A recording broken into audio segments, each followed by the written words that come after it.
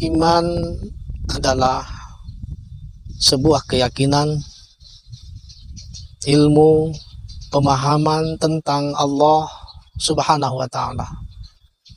Kita meyakini, mengetahui, dan memahami tentang kewajiban-kewajiban yang Allah wajibkan atas kita.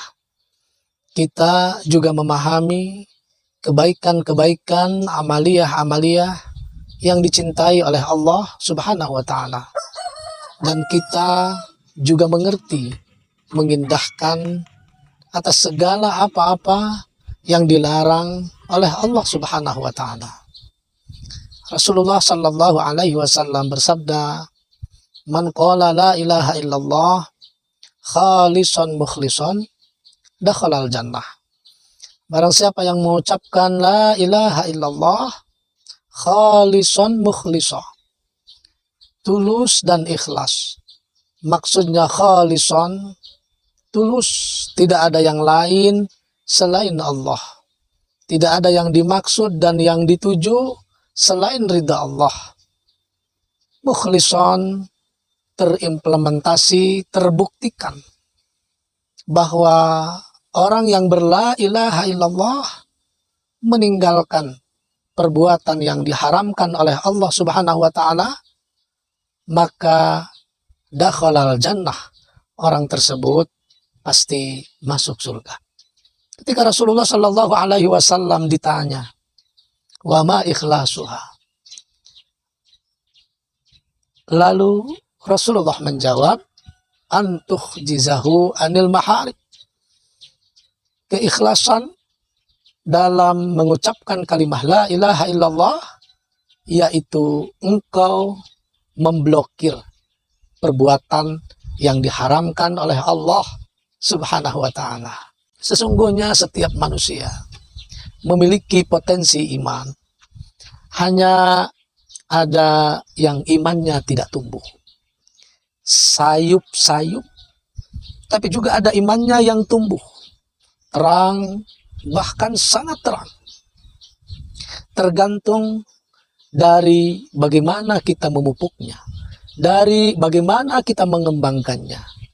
Wa ziyadatuhu bitta'ah wa nuqsanuhu bil ma'asi.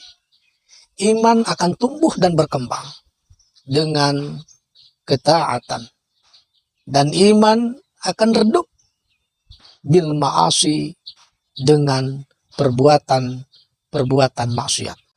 Idza dakhala ahlul jannah al jannah wa ahlun nar an nar. Ketika ahli surga sudah masuk ke dalam surga, dan ketika ahli neraka sudah masuk ke dalam neraka, fa'amarallah, kemudian Allah memerintahkan bi ayyukhrija minan nar man kana fi qalbihi misqalu dzarratin minal iman. Allah memerintahkan untuk mengeluarkan dari api neraka orang yang di dalam hatinya masih terdapat sebesar biji sawi daripada keimanan.